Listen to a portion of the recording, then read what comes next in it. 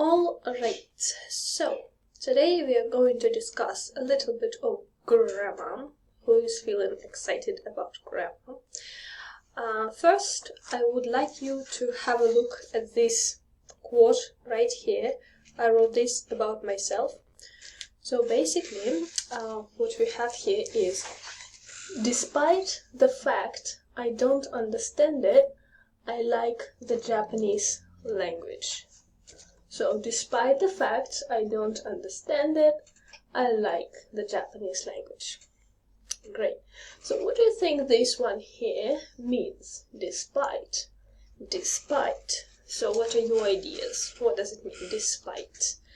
So it means that even though, yes, even though I don't understand it, I still like it. And what about you? So think about you and your life. And where can you use this great word despite? Yeah, so give me a couple of examples. Yeah. Okay, so Right, so now that we have looked at this one, despite, right here, I would like you to think about another word. And another word is in spite of. So in spite of and despite, they're basically the same thing. Yeah, so you can say, despite the fact I don't understand it, I like the Japanese language. Or you can say, in spite of the fact I don't understand it, I like the Japanese language. So in spite of and despite, they're interchangeable. Yes, we can use either despite or in spite of. So this is your choice. It's up to you. All right. Now, today we are going to read a story about a stone cutter, and a stone cutter is somebody who likes to cut stones, right? And so this stone cutter, he was unsatisfied with his life. Yeah, he was unsatisfied with how things were. So what does it mean, unsatisfied with? Unsatisfied with, it means unhappy, yes, not quite content with something. He didn't really like it. He didn't really enjoy it. So unsatisfied with. And the opposite of unsatisfied with is what? Satisfied with. Great. Okay, so this is unsatisfied with is the phrase that we are going to encounter in our story today about the stone cutter who was satisfied with his life.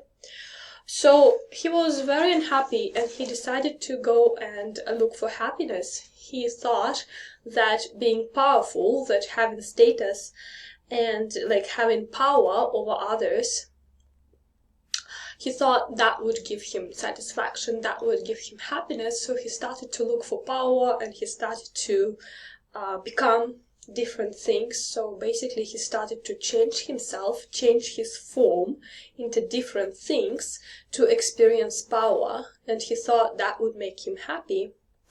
So one of the things that he turned into, one of the things that he transformed into was thunder.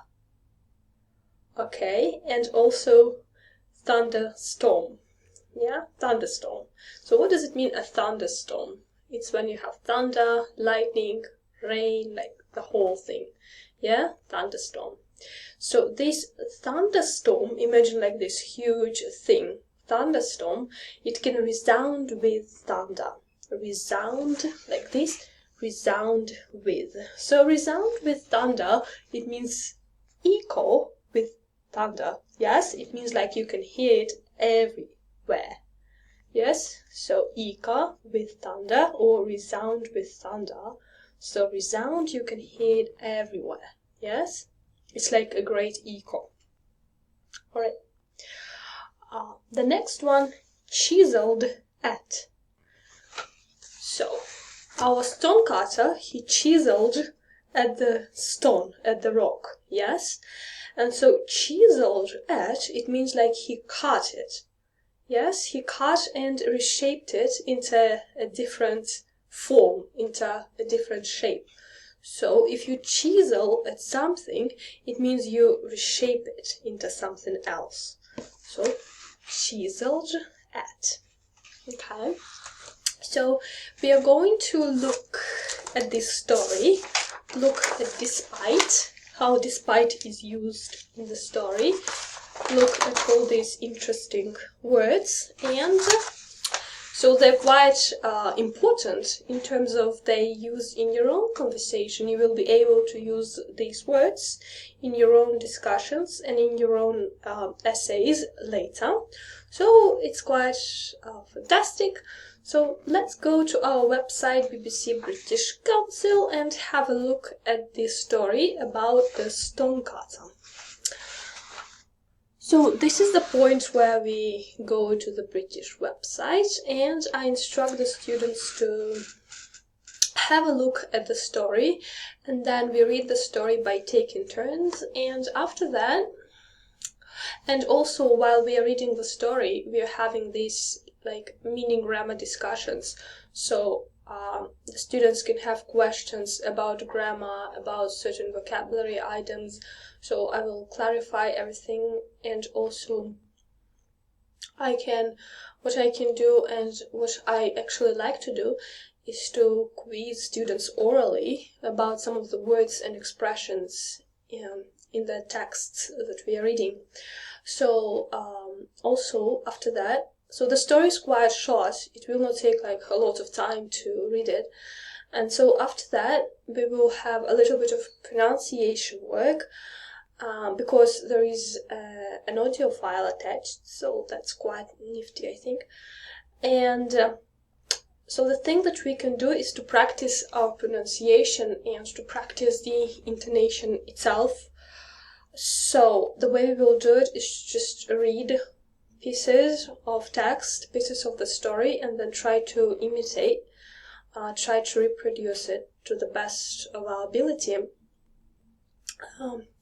And afterwards we can play like the interactive speaking game, which is one of them that I really like and enjoy, is this story makes me think that. So, or what you said makes me think that. So that students build not only on the story and its ideas, but also on each other's ideas. And so we have this interactive discussion.